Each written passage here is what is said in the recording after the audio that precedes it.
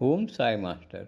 సాయి లోకం ఛానల్కి సబ్స్క్రైబ్ చేయండి, లైక్ చేయండి, షేర్ చేయండి, నోటిఫికేషన్ బెల్ ఐకాన్ నొక్కండి, మీ గ్రూపుల్లో ఫార్వర్డ్ చేయండి అని. ఓం సమర్థ సద్గురు సాయినాథాయ నమః. శుక్రవారం రెండవ రోజు పారాయణ. సాయి లోకం ఛానల్కి ఓ పరమాత్మ సిరిది సాయిబాబా, నీ చరణ సన్నిధికి చేరిన నన్ను అనుగ్రహించు. సకల జగత్తును సృజించి ఈ శరీరంతోనూ వాక్కుతోనూ మనస్సుతోనూ మేము చేసే పనులను బట్టి మంచికి మంచి చెడుకు చెడ్డ ఫలితాలు వచ్చేటట్టుగా మానవ కర్మసూత్రాన్ని ఏర్పరిచిన నీవెంతటి ధర్మమూర్తివి. అదీ కాక ఇతర జీవుల పట్ల అసూయ ద్వేషము పెంచుకొని ఇతరులకు కష్టం నష్టం కలిగించే చెడు పనులను చేసి దాని ఫలితంగా కాలాంతరంలో దరిద్రము, అనారోగ్యము, అపకీర్తి, తీరని మనోవేదన లాంటి ఎన్నో సమస్యల్లో చిక్కుకొని పైకి చెప్పుకోలేక దాచుకోలేక ఇక వేరు దిక్కులేక నీవే దిక్కని నీ పాదాలను ఆశ్రయించిన మాకు నన్ను శరణన్న వారి కష్టాలు తీరుస్తానని సుఖశాంతులు ప్రసాదిస్తానని ఎందరికో అభయమిచ్చావు. వారి కష్టాలు తీర్చావు. ఎన్నడూ నేను ఎట్టి కష్టాల పాలవ్వకూడదని నిరంతరం శాంతి ఆనందాలతో జీవించాలని నీ దరికి వచ్చాను. నా వేదన తీర్చు బాబా, నాకు నీ అభయహస్తంలో ఆశ్రయమివ్వు బాబా. తిరిగి ప్రజలు ఎన్నో పనులు చేసుకుంటూ కూడా శ్రీ సాయి లీలలు గానం చేసుకుంటూ ఉండేవారు. ఆయన్ను దైవంగా గుర్తించి సేవించిన వారు ధన్యులు. ముహుంతంబూలితో సాయిబాబా ఒకసారి కుస్తీ పట్టి ఓడిపోయి నిబంధన ప్రకారంగా సిరిది పొలిమేరల కవతల చిట్టడుగులో ఉన్నారు. వైజామామి వెతుక్కుంటూ వెళ్లి సాయికి అన్నం పెట్టేది. సాయి ఆమె కొడుకు తాచ్యాను జీవితాంతం కాపాడారు. తంబూలి సిరిది విడిచి వెళ్ళాక సాయి మరలా ద్వారకామాయికి వచ్చి ఉన్నారు. అప్పటి నుంచి రోజు గ్రామంలో భిక్ష తెచ్చుకొని అందరికీ పంచి ఏ కొంచెమో తాను తినేవారు. నేను బానిసలకు బానిసను అని భక్తులతో అనేవారు. ఒకసారి నానావల్లి అనే భక్తుడు ఆసనం మీద నుంచి సాయిని లెమ్మని గద్దించి లేపి ఆ మహనీయుని స్థానంలో తాను కూర్చున్నాడు. సాయిబాబా మౌనంగా తాను లేచి అతన్ని కూర్చొనిచ్చారు కానీ దించలేదు. ఎవరి నుంచి ఏమీ ఆశించకుండానే ఆయన అందరి పట్ల దయ కలిగి ఉండేవారు. ఒక కుక్క సరిగ్గా భోజన సమయానికి వస్తే శ్రీమత్ తార్కాడు దానికి రొట్టెలు పెట్టింది. సాయి ఆమెతో, అమ్మా, ఇవాళ కడుపు నిండా నాకు రొట్టెలు పెట్టావు, నాకెంతో సంతోషం కలిగింది.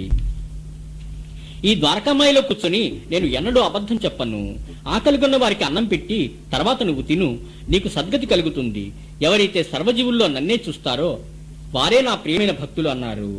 గోవింద బలరాం మాన్కరు సిరిది వెళ్తుంటే శ్రీమత్ తార్కాడు సాయికి ఇవ్వమని 2 పాలకోవా బిళ్లలు ఇచ్చింది. 2 రోజులు గడిచినా అవి తనకు ఇవ్వకపోతే సాయి, శ్రీమత్ తార్కాడు నాకు పాలకోవ పంపలేదా అని అతన్ని అడిగి తీసుకున్నారు. శ్రీ సాయిబా ద్వారకామాయిలో నిద్రించేవారు. డెంగళి అనే భక్తుడిచ్చిన చిన్న చెక్కను ద్వారకామాయి కప్పుకు గుడ్డ పీలికలతో వేలాడదీసి ప్రమిదలు పెట్టి కింద కూర్చుని ఉన్న బాబా ఉన్నట్టుండి బల్ల మీద పడుకుని కనిపించేవారు. దిగటం కూడా అలాగే జరిగేది. ఈ మహిమ చూడటానికి జనం విపరీతంగా వస్తూ ఉంటే ఆ చెక్కను విరిచి ధునిలో వేశారు సాయి. సాయి తమ భక్తులపైన సంపూర్ణ ప్రేమ కలిగి ఉండేవారు. భక్తుల పూర్వాపరాలు, భూత భవిష్యత్ వర్తమానాలు ఆయనకు క్షుణ్ణంగా తెలిసేవి. శ్రీ సాయి సన్నిధిలో వారం రోజులు ఉండిపోదామని వచ్చిన కాకా మహాజనిని వెంటనే తిరిగి వెళ్లిపోమ్మన్నారు సాయి. తీరా వెళ్తే అత్యవసరమైన పని ఉండి అతని ఆఫీసు మేనేజరు అతని రాకకై ఎదురు చూస్తూ ఉన్నాడు. ధూమలనే పెడరు ఒక కేసు వాదించడానికి సిరిది వెళ్తూ సాయికి నమస్కరించుకుని వెంటనే వెళ్దామని సిరిది వస్తే సాయి అతన్ని వారం రోజుల దాకా అక్కడి నుంచి కదలనివ్వలేదు. తర్వాత వెళ్తే కేసు సరిగ్గా వారం రోజులకు వాయిదా పడి ఉంది. సాయి వద్దన్నప్పటికీ తాచ్య కోపర్గాన్లో సంతకి వెళ్తుంటే తోవలో టాంగా గుర్రం కాలు బెణికి కూలబడింది. ఒక విదేశీయుడు దర్శనానికి వస్తే సాయి అతన్ని ద్వారకామాయి ముందు ఖాళీ జాగాలో కింద కూర్చోమన్నారు. అది అవమానంగా తలిచి సాయి ఒకరోజు ఆగిపోమ్మన్నా వెనక సిరిది విచ్చి బయలుదేరాడు. త్రోవలో టాంగా ప్రమాదం జరిగి గాయాలై ఆసుపత్రిలో చేరాడు. ఒకరోజు సాయి, నేను ఇవాళ కాషాయ వస్త్రాలు ధరిస్తాను అన్నారు. నాసిక్ బ్రాహ్మణుడు మూలే శాస్త్రి ద్వారకామాయికి వచ్చి సాయిపై పూలు వేయగానే ఆయనకు అక్కడ కాషాయాంబరధారి అయిన అతని గురువు ఘోలస్వామి దర్శనమిచ్చారు. నమస్కరించి లేచేసరికి సాయిబాబా ఆశీర్వదిస్తూ కనిపించారు. అలాగే శ్రీరామ భక్తుడైన ఒక డాక్టరు ద్వారకామాయికి రాగానే అక్కడ బాబా స్థానంలో శ్రీరామచంద్రమూర్తి దర్శనమిచ్చారు. నమస్కరించి లేచేసరికి సాయిబాబాయే అక్కడ కూర్చుని ఉన్నారు. అన్ని జాతుల వారు, మతాల వారు చేతులు కలిపి ఐక్యతను సమకూర్చండి, భగవంతుడు మేము రక్షిస్తాడు, మోక్షం సాధించలేని జీవితం వ్యర్థం, ఎవరైనా మీకు కీడు చేస్తే తిరిగి జవాబివ్వకండి, చేతనైతే ఇతరులకు మేలేమైనా చేయండి అని చెప్పేవారు సాయి. వేసవి సెలవులకు సిరిది వచ్చిన శ్రీమత్ తార్కాడ్తో ఒకరోజు సాయి, అమ్మా ఏమైనా తిందామని బాంద్రాలో మీ ఇంటికి వెళ్ళాను. అయితే అక్కడ తినటానికి నా కోసం బావు ఏమీ ఉంచలేదు అన్నారు. కారణం, ఇంటి వద్ద సాయిబాబా చిత్రపటానికి రోజు చేసే పూజలో ఆ రోజు శ్రీ తార్కాడు నైవేద్యం ఇవ్వటం మర్చిపోయాడు. శ్రీ సాయి ఆయన పటము వేరు కాదని, చిత్రపటానికి చేసే పూజలు తాను స్వయంగా స్వీకరిస్తున్నానని ఆయన సూచించారు. సాయి ఎవరిని తన నుదుట చందనం పెట్టనిచ్చేవారు కాదు. అయితే ఒకరోజు డాక్టర్ పండిట్టు సాయి నుదుట చందనంతో త్రిపుండ్రాలు దిద్దితే ఆయన ఏమీ అనలేదు. పండిట్టు నన్ను తమ గురువైన రఘునాథ మహారాజుగా భావించి చందనమద్దాడు. అతని గురువుని సేవించినట్టు నన్ను సేవించుకోనిచ్చాను అన్నారు సాయి. అందుకే సాయిని సకల సాధుస్వరూపుడుగా, సకల దేవతాస్వరూపుడుగా, సకల జడ జీవస్వరూపుడుగా భక్తులు విశ్వసిస్తారు. సాయి భగవంతుని స్మరిస్తూ ధునిలోని విభూతి పెట్టి రోగాలు తగ్గించేవారు. ఆయన ఒక్క మాటతో రోగాలు తగ్గిన సందర్భాలు ఉన్నాయి. శ్రీ సాయి నిషిద్ధ ఆహారం రోగుల చేత తినిపించినప్పటికీ అవే దివ్యౌషధాలుగా పనిచేయటమే ఆశ్చర్యము. భీమాజీ పటేల్ కు క్షయవ్యాధి బాగా ముదిరి తరచూ రక్తం కక్కేవాడు. సాయి మనసు కరిగి, నీవు ఆతృత పడవద్దు, నీ కష్టాలన్నీ గట్టెక్కాయి. ఈ ద్వారకామాయిలో అడుగుపెట్టిన వారి కష్టాలన్నీ నిష్క్రమించి సంతోషం కలుగుతుంది. ఇక్కడి ఫకీరు ఎంతో దయామయుడు అని అతనితో అన్నారు సాయి. ఆ రోజు రాత్రి కల్లోనే విపరీతమైన బాధ అనుభవించాడు. ఆ తర్వాత ఆరోగ్యం చేకూరింది. అప్పుడే భీమాజీ శ్రీ సాయిబాబా వ్రతం ప్రారంభించాడు. ఒకసారి బాబాసాహెబ్ బుట్టి విరోచనాలతో బాధపడుతూ ద్వారకామాయి కూడా రాలేకపోతుంటే సాయి అతని వైపు వేలు చూపుతూ, జాగ్రత్త, నీ విరోచనములు చేయకూడదు అన్నారు. జబ్బు వెంటనే తగ్గిపోయింది. మరొకసారి అతంచే బాదం పప్పు, పిస్తా, అక్రోటు మొదలైన నిషిద్ధ ఆహారం తినిపించి కలరావ్యాధి తగ్గించారు. అలందీ సన్యాసికి ఎన్నో ఏళ్లుగా బాధిస్తున్న చెవుపోటు సాయి అల్లా అచ్చాకరేగా అనగానే తగ్గిపోయింది. సాయి ఊది పెట్టి ఆశీర్వదిస్తే దత్తోపంతుకు 14 ఏళ్ల నుంచి ఉన్న కడుపు నొప్పి తగ్గిపోయింది. శ్యామ అనే భక్తుడు మూలవ్యాధితో బాధపడుతూ ఉంటే సోనాముఖి కషాయం తాగించారు సాయి. వెంటనే వ్యాధి నివారణ అయింది. మరొకసారి అదే వ్యాధి వచ్చినప్పుడు సాయికి చెప్పకుండా అదే కషాయం తాగితే వ్యాధి ముదిరింది. మరలా సాయి ఆశీస్సులతో నివారణ అయింది. గంగాధర పండితుడు ఎన్నో ఏళ్లుగా కడుపు నొప్పితో బాధపడుతూ ఉంటే సాయి అతని పొట్ట ముట్టుకొని భగవంతుడి నీ వ్యాధి తగ్గిస్తాడు అన్నారు. త్వరలో వ్యాధి నివారణ అయింది. మక్కాయాత్ర చేశాననే గర్వంతో సాయి దర్శనానికి వచ్చిన హాజీ సిద్దిక్ ఫల్కేను సాయి మసీదు మెట్లని ఎక్కనివ్వక 9 మాసాల అనంతరం గర్వ అహంకారాలు నిర్మూలనమయ్యాక ఆశీర్వదించి అనుగ్రహించారు. దాస్కణ్ అనే భక్తుడు ఖరీదైన కోటు, జరీ కండువా, తలపాగాతో బాగా ముస్తాబై హరికథ చెప్పడానికి తయారైతే సాయి అవన్నీ తీయించి హరికథకు మూల పురుషుడైన శ్రీ నారద మహర్షి వలె నిరాడంబరంగా దుస్తులు ధరించి కథ చెప్పమన్నారు. ఆడంబరాలకు సాయికి ఎంతో దూరం. శ్రీ సాయి తమ భక్తులకు మంత్రోపదేశం ఎప్పుడు చేయలేదు, యోగాభ్యాసాలు చేయించలేదు.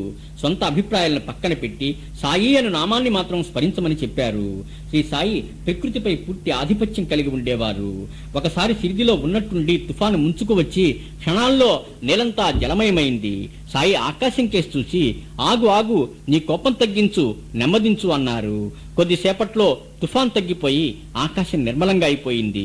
మరొకసారి మధ్యాహ్నం పూట ధునిలో మంటలు ప్రజ్వరిల్లి మసీదు అంటుకునేటట్టుగా ఉంటే సాయి తగ్గు తగ్గు, శాంతించు అనగానే మంటలు తగ్గిపోయాయి.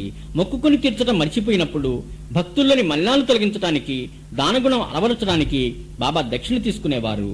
సూర్యాస్తమయం అయ్యేసరికి అంతా పేదలకు పంచేవారు. దక్షిణ అంటే కేవలం డబ్బు మాత్రమే కాదని, తనకు కావాల్సింది శ్రద్ధ, ఓరిమితో కూడిన విశ్వాసం అనే 2 కాసులేనని సాయి చెప్పారు.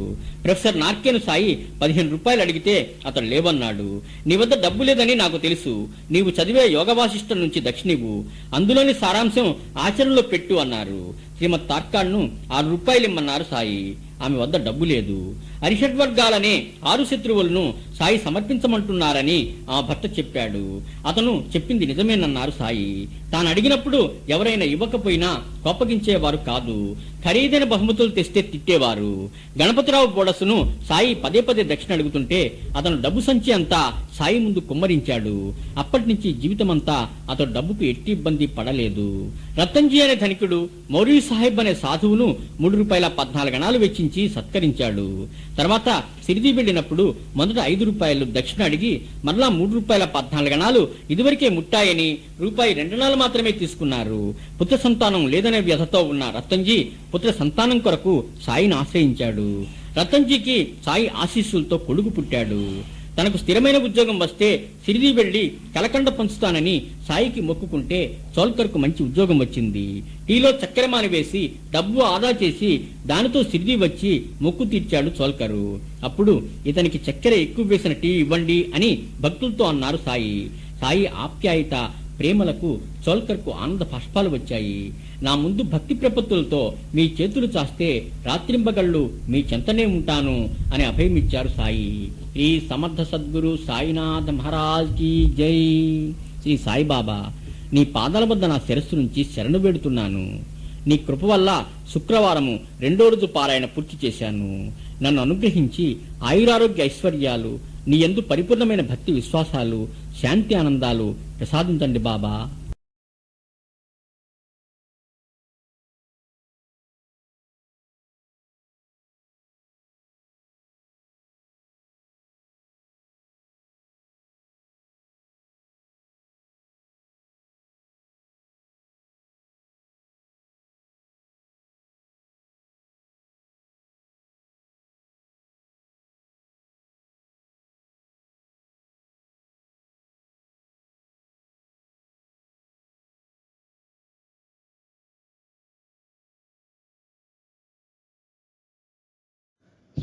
ఓం సాయి మాస్టర్.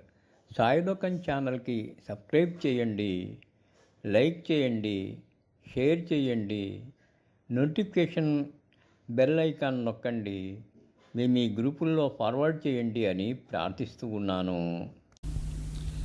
పరమాత్మ సాయిబాబాకు నమస్కారములు. శ్రీ గురుచరిత్ర కథాసార శుక్రవారము 2వ రోజు పారాయణ. శ్రీ గణేశాయ నమః, శ్రీ సరస్వత్యై నమః, శ్రీ గురుభ్యో నమః. అధ్యాయం 8. శ్రీపాదస్వామి నివసించిన కురువపురంలోనే మహాపండితుడైన బ్రాహ్మణుడు ఉండేవాడు. అతని భార్య అంబిక. ఎన్నో వ్రతాలు చాలా కాలం చేయగా ఒక కుమారుడు కలిగాడు. వాడు తెలివి తక్కువవాడు. తండ్రి నేర్పించిన విద్యలేవి కూడా వాడికి రాలేదు. దిగులుతో ఆ బ్రాహ్మణుడు మరణించగా తల్లి కొడుకు భిక్షమెత్తి జీవించేవారు. అందరూ నువ్వు సుంఠవి అని హేళన చేస్తుంటే అవమానం భరించలేక ఆ తల్లి కొడుకు కూడా ఆత్మహత్య చేసుకోవటానికని కృష్ణానదికి పరిగెడుతుంటే శ్రీపాద శ్రీవల్లభ స్వామి వారికి ఎదురై ఆ ప్రయత్నం నుంచి వారిని నిగ్రహించాడు. అంబిక సంగతంతా వివరించగా శ్రీపాద స్వామి హృదయం ద్రవించి, అమ్మా, శని ప్రదోష సమయంలో శివపూజ చేస్తూ జీవిత శేషం గడుపు. వచ్చే జన్మలో మహాజ్ఞాని అనే పుత్రుడు కలుగుతాడు అని వరమిచ్చి శివపూజ మహత్యం ఇలా చెప్పాడు. ఉజ్జయిని నగరంలో చంద్రసేనుడనే మహారాజు ఉండేవాడు. అతని మిత్రుడు మణిభద్రుడు. వారిద్దరూ నిత్యము శంకరుని భక్తితో పూజించేవారు. శంకరుడు మెచ్చి వారికి చింతామణి ఇచ్చారు. దాన్ని చేజిక్కించుకోవాలని పరరాజులు వారిపై దండెత్తి వచ్చారు. రాజు శివపూజ చేస్తూ కూర్చుంటే గొప్ప బాలకులందరూ తమ ఇండ్ల ముందు శివలింగాలు ఉంచి పూజించసాగారు. రాత్రి అవగానే అందరూ పూజలు చాలించి వెళ్లినా ఒక బాలుడు మాత్రం ఏకాగ్రతతో శివుని ధ్యానిస్తూ కూర్చున్నాడు. శివుడు మెచ్చి ప్రత్యక్షమై రత్నఖచ్చితమైన శివాలయాన్ని అక్కడ ఉద్భవింపజేశారు. గోపాలుడి తల్లికి మరుజన్మలో విష్ణుజనినే అవుతుందని వరమిచ్చారు. ఇది చూచి పరరాజులు తమ ప్రయత్నం మానుకున్నారు. రాజులంతా గోపబాలునికి గోపాధిపత్యమిచ్చారు. తర్వాత జన్మలో గోపబాలుని తల్లి యశోదగా జన్మించింది అని చెప్పగా అంబిక జీవితాంతం శని ప్రదోష వ్రతం చేసింది. అధ్యాయం 9. శ్రీపాదస్వామి కురుపురంలో ఉంటున్నప్పుడు ఒక చాకలి ప్రతిరోజు స్వామి స్నానానికై కృష్ణానదికి వచ్చేటప్పుడు నమస్కరించేవాడు. స్వామి ప్రసన్నులై, నువ్వు రాజువై రాజభోగాలు అనుభవిస్తావు అని ఆ రజకుడికి వరమిచ్చారు. అది మొదలు ఆ రజకుడు సంసారాన్ని త్యజించి శ్రీపాదస్వామికి శిష్యుడై తదేక నిష్ఠతో సేవించసాగాడు. నిద్రలేవగానే అతడి మఠానికి వచ్చి శ్రీపాదస్వామి ఆశ్రమం అంతా చిమ్మి శుభ్రం చేసి నీళ్లు చల్లేవాడు. తర్వాత గుడ్డలు ఉతకడానికి వెళ్లేవాడు. వసంతకాలంలో ఒక రోజున ఒక యవనరాజు అంతఃపుర స్త్రీలతో వచ్చి నదిలో జలక్రీడలు ఆడుతుంటే రజకుడు చూశాడు. ఆ వైభవం చూచి అతడి మనసు చెలించింది. విచారవదనుడై అతడి శ్రీపాదుల దర్శనానికి వచ్చి భక్తిభావంతో ఆయనకు సాష్టాంగ నమస్కారం చేశాడు. స్వామి అతని దీనవదనం చూచి, రజక, అలా విచార మనస్కుడవై ఉన్నావేమిటి అని అడిగితే రజకుడు, స్వామి, యవనరాజు వైభవం చూచి ఈయన ఎంత భక్తితో తన గురువుని సేవించాడో, ఎంత వైభవంగా ఉన్నాడు. మా గురువు నాకెప్పుడు ఇటువంటి ఐశ్వర్యమును ప్రసాదిస్తాడో కదా అనుకున్నాను అన్నాడు. అప్పుడు శ్రీపాదుడు, రజక, నీవు ఇప్పుడు వృద్ధాప్యంలో ఉన్నావు. నీకు రాజ్యం ప్రసాదించినా నువ్వు ఇంద్రియ భోగాలు అనుభవించలేవు. మరుజన్మలో యవన దేశమైన మధురకు రాజువై సుఖిస్తావు అని ఆశీర్వదించారు. తరువాత కొంతకాలానికి శ్రీపాదస్వామి తమ తదుపరి అవతారం దాల్చటానికి ఆశ్వీజ ద్వాదశి రోజున అదృశ్యమైనారు. అధ్యాయం 10. శ్రీపాదస్వామి అదృశ్యమైనప్పటికీ భక్తులను ఉద్ధరిస్తూనే ఉన్నారు. వల్లభేశుడు అనే బ్రాహ్మణుడు వ్యాపారం చేస్తూ ఉండేవాడు. అతడు కురూపురంలో శ్రీపాదస్వామిని సేవించాడు. ఒకసారి అతడు వ్యాపారంలో అధిక లాభాలు వస్తే కురుపురంలో బ్రాహ్మణ సంతర్పణ చేస్తానని సంకల్పించాడు. అతడు సదా శ్రీపాదస్వామిని ధ్యానిస్తూ ఉండేవాడు. అలాగే అతనికి వ్యాపారంలో 3 రెట్లు లాభాలు వచ్చాయి. పరమానందంతో అతడు సంతర్పణ చేయటానికి కురూపురం బయలుదేరాడు. మార్గమధ్యంలో అతని మారువేషాల్లో దొంగలు వెంబడించి ఒక రాత్రి అతని తల నరికి డబ్బంతా అపహరించారు. అప్పుడు భక్తరక్షణాపరుడైన శ్రీపాద శ్రీవల్లభ స్వామి తన నిజరూపంలో ప్రత్యక్షమయ్యారు. తన త్రిశూలంతో దొంగలను పొడిచి చంపారు. వారిలో ఒకడు స్వామికి నమస్కరించి తన దొంగతనం చేయటానికి రాలేదని రక్షించమని ప్రార్థించగా శ్రీపాదస్వామి అతనికి అభయమిచ్చారు.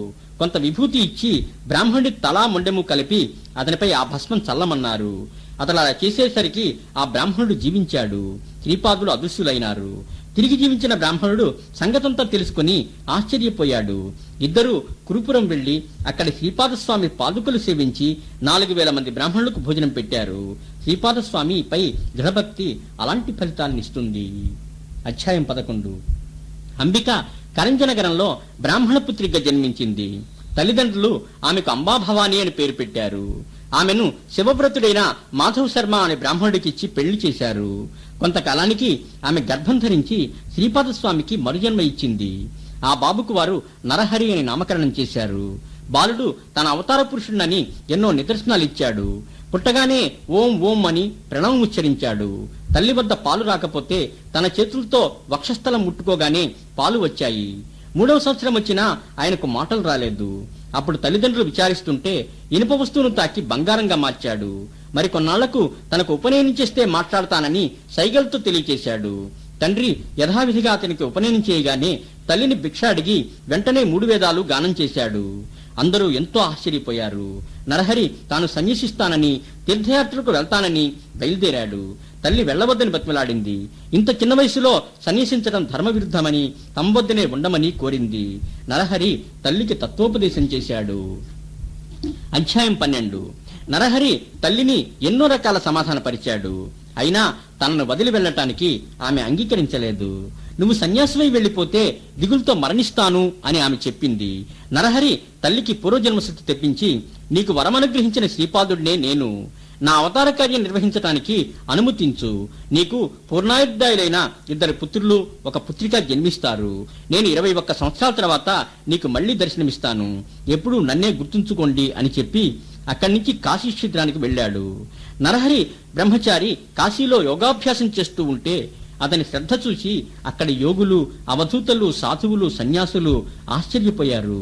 వారు బాలతపస్వి అయిన నరహరితో సన్యాసం స్వీకరించి సన్యాసాశ్రమాన్ని ఉద్ధరించమని ప్రార్థించారు. అందుకు నరహరి అంగీకరించాడు. వృద్ధ సన్యాసి అయిన శ్రీకృష్ణ సరస్వతి స్వామి వద్ద సన్యాసం స్వీకరించాడు. ఆయన నరహరికి శ్రీ గురు నరసింహ సరస్వతి అని నామకరణం చేశారు. అప్పుడు కాశీక్షేత్రంలో ఉన్న సన్యాసులందరూ ఆయనకు శిష్యులైనారు. శ్రీగురుడు అక్కడి నుంచి బయలుదేరి అనేక క్షేత్రాలు దర్శిస్తూ బదరికాశ్రమం చేరారు. అధ్యాయం 13. శ్రీ నృసింహ సరస్వతి స్వామి గోదావరి పరిక్రమ చేస్తూ ప్రయాగ వచ్చారు. అక్కడ చాలా మంది ఆయనకు శిష్యులై సన్యాస దీక్ష స్వీకరించారు. అక్కడి నుంచి ఆయన తన జన్మభూమి అయిన కరంజా వెళ్లి తల్లిదండ్రులను చూచారు. గ్రామస్తులందరూ శ్రీగుడిని పూజించారు. శ్రీగురుడు అనేక రూపాలతో అనేక గృహాలలో ఒకేసారి భిక్ష స్వీకరించి తమ మహిమ చూపారు. అప్పుడు ఎందరో శ్రీగురుడు మహిమాన్వితుడని గుర్తించారు. తల్లిదండ్రులకు మరలా తన పూర్వరూపమైన శ్రీపాద శ్రీవల్లభ రూపంలో దర్శనమిచ్చి అక్కడి నుంచి గోదావరి నదీ తీరానికి వెళ్లారు. ఒకరోజు శ్రీగురుడు స్నానానికి నదికి వెళ్లినప్పుడు శూలవ్యాధితో బాధపడుతున్న ఒక బ్రాహ్మణుడు చావాలని అక్కడికి వచ్చాడు. శ్రీగురుని శిష్యులు నదిలో దూక్కపోతున్న అతన్ని వారించి శ్రీగురుని సన్నిధికి తీసుకువచ్చారు. అనాథనాథుడైన శ్రీగురుడు అతనికి అభయమిచ్చి చావగురుతున్న కారణమేమిటి అని అడిగారు. అన్నం తింటే భరించలేని కడుపు నొప్పితో బాధపడుతున్నానని, అన్నశత్రువైన శూలవ్యాధితో ఓర్వలేని బాధతో జీవించడం కంటే మరణమే మేలనుకుంటున్నానని చెప్పాడు. ఇంతలో అక్కడికి ఆ గ్రామాధికారి అయిన సాయందేవుడు వచ్చి శ్రీగురునికి నమస్కరించగా శ్రీగురుడు శూలవ్యాధితో బాధపడుతున్న ఇతనికి మృష్టాన్నమే మంచి మందు, ఇతన్ని తీసుకువెళ్లి షడ్రసోపేతమైన భోజనం తినిపించు అని ఆజ్ఞాపించారు. శ్రీగురుని ఆజ్ఞ ప్రకారంగా అతడు అలాగే చేశాడు. బ్రాహ్మణుడి శూలవ్యాధి ఎటుపోయిందో మట్టు మాయమైపోయింది. అధ్యాయం 14. శ్రీగురుడు సాయందేవుని విశ్వాసానికి మెచ్చుకున్నారు. సాయందేవుడు శ్రీగురుని సేవిస్తూ, నీ అనుగ్రహం వల్ల నా వంశమంతా పావనమైంది. నీవు సాక్షాత్తు త్రిమూర్తుల అవతారానివే, నన్ను ఉద్ధరించు. నేను ఒక యవనరాజు కొలువులో ఉన్నాను. అతను మహాక్రూరుడు. అతను నన్ను సంపదలిచి తన వద్దకు రమ్మని కబురు పంపాడు. అతని బారి నుంచి నన్ను మీరు తప్ప ఎవరు కాపాడగలరు అని ప్రార్థించాడు. శ్రీగురుడు అతనికి అభయం ఇచ్చారు. ఆ మర్నాడే సాయందేవుడు యవనరాజు కొలువుకు వెళ్ళాడు. ఆలస్యంగా వచ్చినందుకు రాజుకు అతని పైన కోపం వచ్చింది. అయితే హఠాత్తుగా రాజుకు మైకం కమ్మి గాఢ నిద్రలో పడిపోయాడు. అప్పుడు స్వప్నంలో అతనికి ప్రాణభీతి కలిగి మృత్యుబాధ అంటే ఏమిటో అనుభవమైంది. రాజు భయంతో, ఒక బ్రాహ్మణుడు నన్ను రంపంతో ముక్కలు ముక్కలుగా కోస్తున్నాడు అంటూ భయంతో అరుస్తూ లేచాడు. ఎదురుగా ఉన్న సాయందేవుని చూచి, ఓ బ్రాహ్మణుడా, నిన్నిక్కడికి ఎవరు పిలిపించారు? నువ్వు ఇంటికి తిరిగి వెళ్ళవచ్చు అని అతనిని వస్త్రభూషణాదులతో సత్కరించి పాద నమస్కారం చేసుకుని క్షేమంగా ఇంటికి పంపాడు. సాయందేవుడు మహదానందంతో శ్రీగురి సన్నిధికి తిరిగి వచ్చి సాష్టాంగపడి రాజ్యసభలో జరిగిందంతా చెప్పాడు. సాయందేవుడు తన జీవితమంతా శ్రీగురిని సేవకే అంకితం చేశాడు. శ్రీగురుడు అతనితో, మేము తీర్థయాత్రలకు వెళ్తున్నాము. మరలా 16 సంవత్సరాలకు తిరిగి ఈ ప్రాంతానికి వస్తాము. నువ్వప్పుడు సకుటుంబంగా వచ్చి మమ్మల్ని సేవించుకో. అప్పటిదాకా ఇక్కడే సుఖంగా ఉండు. నీకే కష్టాలు రావు అని దీవించారు. అధ్యాయం 15. శ్రీగురుడు శిష్యులందరినీ కూర్చోపెట్టుకుని ఇలా చెప్పారు. నా మహిమ అన్ని దిక్కులా వ్యాపించింది. అన్ని రకాల జనులు తమ కోరికలు తీర్చుకోవడానికి ఇక్కడికి వచ్చి నన్ను ఆశ్రయిస్తూ ఉన్నారు. దుష్ట కలియుగంలో దుష్టులు కూడా నన్ను ఆశ్రయిస్తున్నారు. పూర్వం పరశురాముడు అవతరించి దుష్ట క్షత్రియులను చంపివేసి ఆ భూములన్నీ బ్రాహ్మణులకు దానమిచ్చాడు. అది చూచి అందరూ ఇంకా భూమి ఇస్తాడనే ఆశతో ఆయన్ని వేధించారు. వాళ్ళ బారి నుంచి తప్పించుకోవడానికి పరశురాముడు సముద్రంలోకి వెళ్లి మాయమైపోయాడు. విశ్వవ్యాపకుడు జగదీశ్వరుడు అయిన ఆయనకే అందరికీ వరాలివ్వటానికి శక్యం కాలేదు. భక్తి యోగ్యత ప్రకారం పాత్రానుసారంగా ఎవరైనా ఫలితం పొందగలరు. నేను ఇక్కడి నుంచి వైద్యనాథం వెళ్లి అక్కడ గుప్తంగా ఉంటాను. అంచేత మీరందరూ సమస్త తీర్థస్థలాలు దర్శించి శ్రీశైలం చేరండి. శ్రీశైలంలో మీకు నా దర్శనం అవుతుంది. కాశీక్షేత్రము తీర్థరాజమని పేరు పొందింది. భరతఖండంలోని ప్రసిద్ధ తీర్థాలు క్షేత్రాలు చూడండి. గంగా, నర్మదా, గోదావరి, కృష్ణ మొదలైన ముఖ్య నదులను దర్శించండి. అప్పుడు మనసు స్థిరపడుతుంది, ఎటు పోదు అని చెప్పారు. శిష్యులు అలాగేనని శ్రీగురునికి నమస్కరించి వెళ్లారు. శ్రీగురుడు మాత్రం గుప్తంగా వైద్యనాథంలో కొంతకాలం నివసించారు. శ్రీ దత్తాయ గురవే నమః, శ్రీ శ్రీపాద శ్రీవల్లభాయ నమః, శ్రీ నృసింహ సరస్వత్యై నమః, శ్రీ సమర్థ సద్గురు సాయినాథాయ నమః. శ్రీ గురుదేవ దత్తాత్రేయ స్వరూప శ్రీ సాయిబాబా, మీ అనుగ్రహం వల్ల శ్రీగురి చరిత్ర శుక్రవారం పారాయణ పూర్తి చేశాను. నా యందు కరుణించి మీ యందు పరిపూర్ణ భక్తి విశ్వాసాలు, ఆయురారోగ్య ఐశ్వర్యాలు, శాంతి ఆనందాలు ప్రసాదించండి బాబా. ఓం సాయి మాస్టర్. సాయిలోకం ఛానల్కి సబ్స్క్రైబ్ చేయండి, లైక్ చేయండి, షేర్ చేయండి, నోటిఫికేషన్ బెల్ ఐకాన్ నొక్కండి. మేము ఈ గ్రూపుల్లో ఫార్వర్డ్ చేయండి అని ప్రార్థిస్తూ ఉన్నాను. ఓం సాయి మాస్టర్.